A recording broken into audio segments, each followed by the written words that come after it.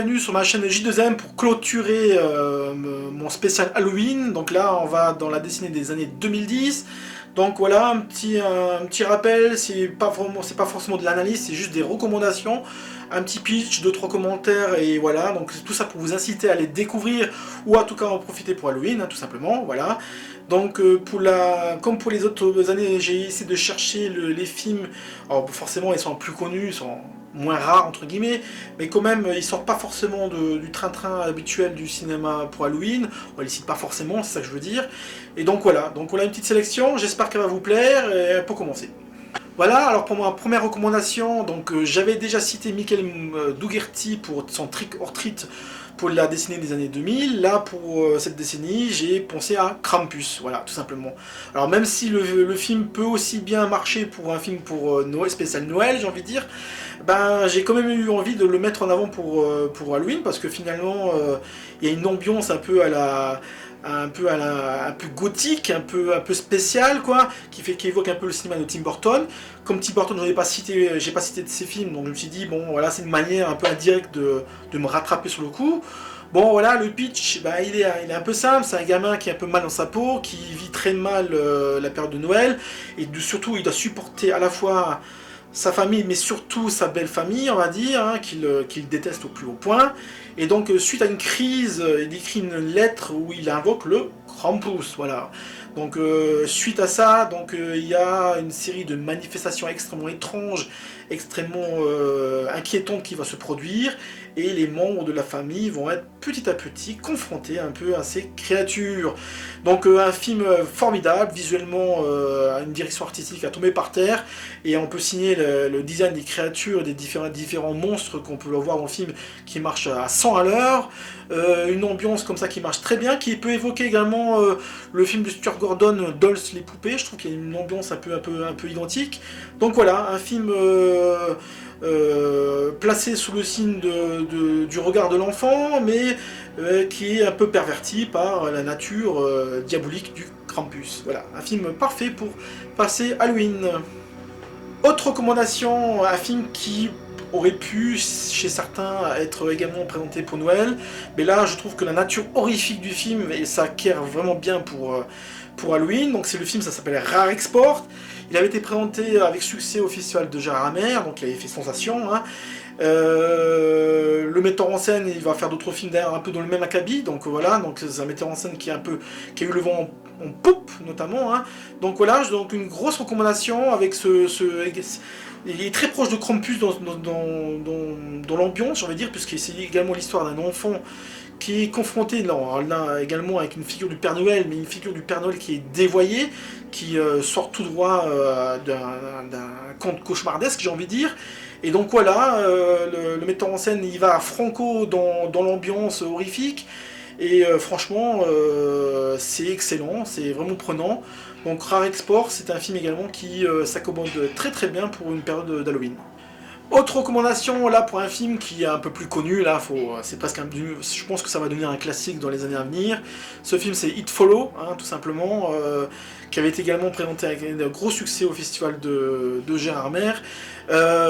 L'histoire c'est simple, c'est une histoire un peu étrange, puisque en fait c'est des jeunes personnes qui en faisant l'amour invoquent une sorte de figure cauchemardesque, croque-mitaine, qui les punit indirectement. Et donc c'est ce qui va arriver à l'héroïne principale. Donc elle va rencontrer un garçon, elle pense que c'est l'amour de sa vie éventuellement, ils vont coucher ensemble. Mais en fait quand c'était un piège, celui-ci est hanté par une figure horrible qui le poursuit partout. Et le seul moyen d'évacuer cette malédiction, c'est de faire l'amour avec une autre personne. Et donc comme ça, elle lui transmet, on va dire, sa malédiction. Donc voilà, c'est extrêmement perturbant pour ce genre de film, parce qu'on se dit que pour échapper un peu à la malédiction, il faut faire l'amour avec d'autres personnes. Donc ça a un peu tant le coup au côté un peu pudibond protestant du cinéma d'horreur des fois, et donc c'est extrêmement enthousiasmant, hein. Et donc cette héroïne va chercher par tous les moyens d'échapper à cette malédiction. Donc voilà, j'en dis pas plus. Les apparitions de cette figure maléfique, elles sont assez flippantes, et le metteur en scène utilise parfaitement la profondeur de champ. On a donc droit à des séquences extrêmement extrêmement stressante où le spectateur est bien ménagé dans ses séquences choc. Voilà. Donc It Follow, un must du cinéma d'horreur fantastique des années 2010, et ça c'est une évidence. Autre recommandation, autre film qui me tient particulièrement à cœur, c'est The Autopsy of Jane Doe d'André Ovdral, voilà, j'espère que je l'ai bien dit. Franchement, c'est un must dans le genre, c'est peut-être un de mes préférés des années 2010. C'est un film qui a tapé à l'œil de beaucoup de monde, notamment Guillermo del Toro, hein, donc, qui va par la suite produire le film suivant, le très amusant Scary's Stories. Donc voilà, metteur en scène qui monte, donc. Et donc voilà, pour The Autopsy of Jane Doe, donc on a un canevas extrêmement prometteur et excitant dès le départ. On découvre un cadavre dans une femme morte dans une maison. On ramène ce cadavre chez le médecin légiste. Là, on a un père et un fils qui, durant toute la soirée, vont essayer d'étudier les raisons de la mort de cette jeune femme. Voilà. J'en dis pas plus, parce que le film est incroyable en termes d'ambiance et également de progression narrative. Il y a des révélations sur révélations.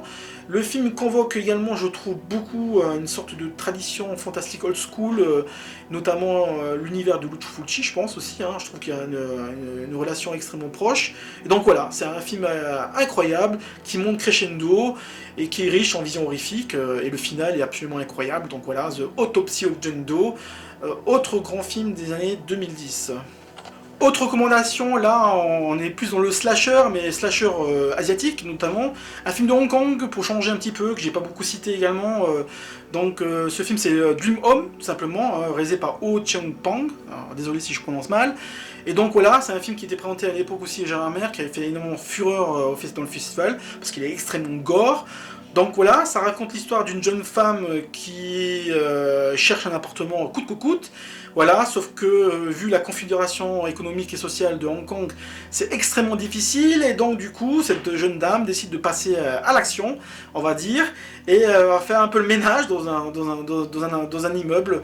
Donc elle va aller d'appartement en appartement, et ça, voilà, c'est du cash, cash gore, quoi, j'ai envie de dire. Donc un film extrêmement série B, extrêmement réjouissant, très jouissif, voilà, et qui mérite vraiment d'être revu et redécouvert pour ceux qui l'ont loupé. Hein. Donc voilà, un autre film spécial Halloween, mais cette fois-ci couleur rouge sang. Voilà, donc autre recommandation, on reste avec le cinéma asiatique, et cette fois-ci cinéma coréen, donc je ne l'ai pas encore cité également, parce que c'est également un cinéma extrêmement moderne, qui a émergé dans les années 2000 et qui a explosé dans les années 2010, donc voilà. Donc le film en question, c'est le fameux J'ai rencontré le diable de Kim Jin-won, voilà, j'ai bien prononcé.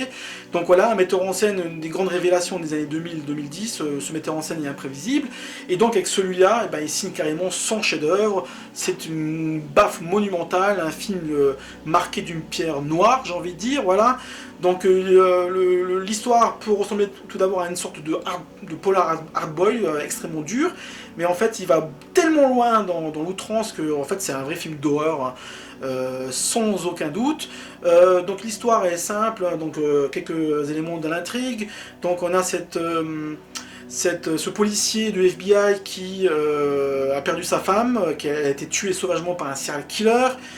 Il retrouve sa trace, mais au lieu de l'arrêter, il décide de jouer avec lui, donc de le torturer, de s'amuser avec lui, parce que bon, la vengeance est un plat qui se mange froid, comme on dit, hein. Donc sur une thématique assez proche de Lady Vengeance d'ailleurs, hein.